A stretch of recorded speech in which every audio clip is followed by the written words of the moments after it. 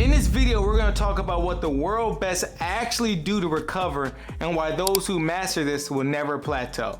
My name is Lawrence Allo Johnson. I'm a professional sprinter, multiple-time All-American, former dual sport D1 athlete in football and track, and this year I placed 9th at the USA Championships and ran my first ever win-aided sub-10 performance.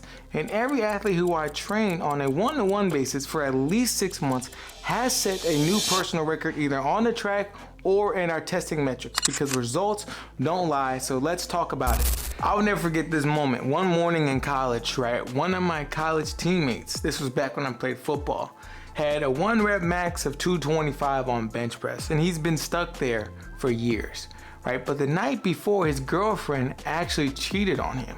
And the next morning, he walked in different, and he just looked at me and said, I need to prove something to myself. So I was like, okay, bro, let's see what you're gonna do, right? We loaded the bar for 225, and he hit it for 15 reps. 15. It previously was his 1 rep max, and he hit it for 15 reps. And that wasn't strength.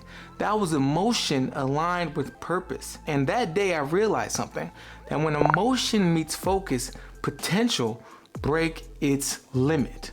Training isn't just physical, it's neurological, it's emotional, and it's spiritual. And if one of the systems is out of alignment, the whole machine slows down.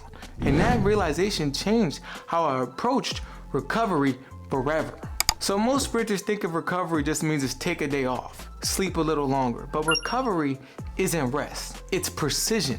It's giving your body exactly what it needs to rebuild faster than it did to break it down. You don't get faster from workouts, you get faster from what your body does after them. And that's why I say to the athletes this: if your recovery is random, your results will be too, because recovery is where progress is built in silence. So it's not a break, it should be a responsibility. So this is level 1.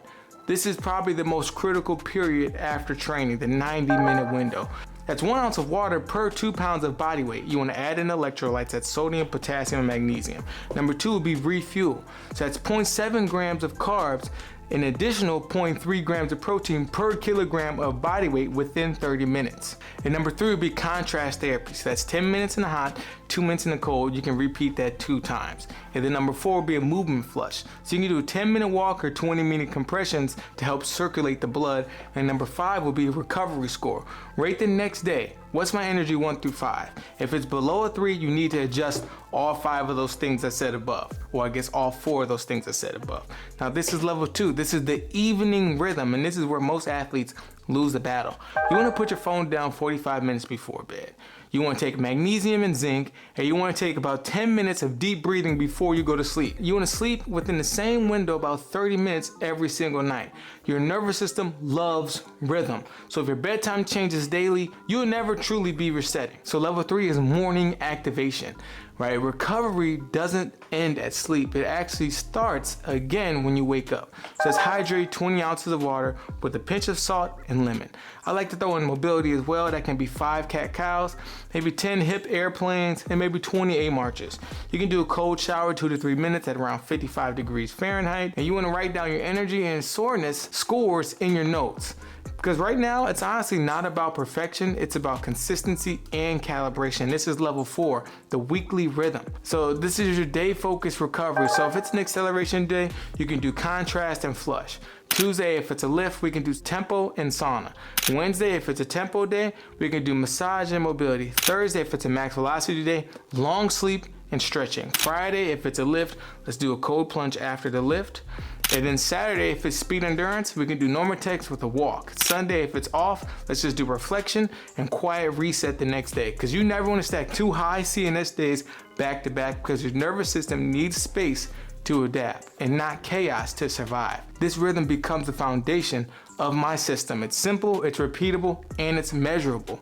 So this is the science of readiness. To recover like a pro, you have to track it like one. So here's what to monitor daily: your sleep duration and latency, morning heart rate or HRV, right? Energy, soreness, and mood on a scale of 1 through 5, right? If 2 of the 3 above drop, then lower the volume by 30%. And if all three are stable, push the intensity. And that's how you can keep improving without burning out, because you can't build speed without feedback, because feedback ultimately doesn't lie. So let me address the noise, right? There's a lot of so-called speed coaches out here online giving, recovery advice that they've never tested, right? They've never ran fast and they never coached an athlete to a PR that's actually significant.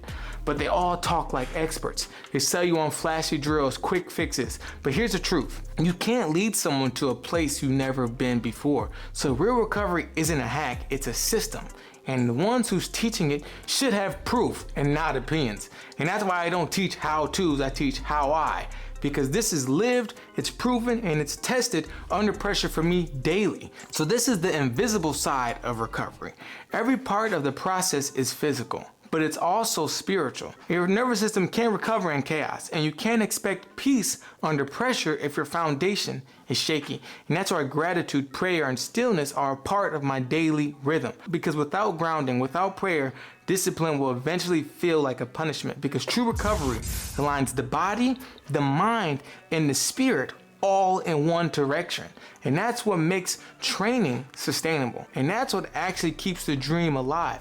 And so many coaches miss this factor, because if the body, the mind, and spirit aren't aligned, you will be getting pulled in different directions. The athletes who dominate this next decade won't just be the strongest.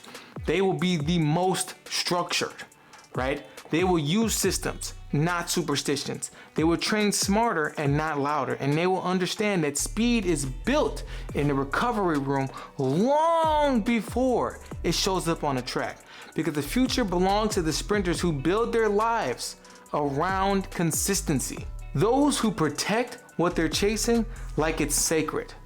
That's the ones who's going to dominate this next season and really over this next decade. So these are the core 3 principles. Number 1 is precision over effort, because grinding is easy, but precision takes discipline. So number 2 is recovery is responsibility. You can't earn elite output with lazy inputs. And number 3 is protect the dream, because everything you do, every rep, every meal, every hour of sleep, it is a deposit into the future that you're building. My main goal here is to make real sprint training available to everyone. But the most valuable thing that I can do is work with you on a one-to-one basis through my pillars of speed, where we will rebuild your mechanics, fine-tune your recovery, and lock in your mindset so that you can finally break through these plateaus and never have a plateau again. So if you're ready for that, and if you're interested in that, you can just book a call in the second link in the description, and we can make this season one that changes everything. Worst case scenario, we don't accept you into our one-on-one training group, but we still point you in the right direction to achieve your goals. But best case scenario, we absolutely change your speed forever. So here's your application blueprint. Here's how you can start this. I want you to run that 90-minute window after every session this week. I want you to rate your readiness each morning and schedule one full recovery day and stick to it. Track your hydration and sleep for 7 days, then look at your data.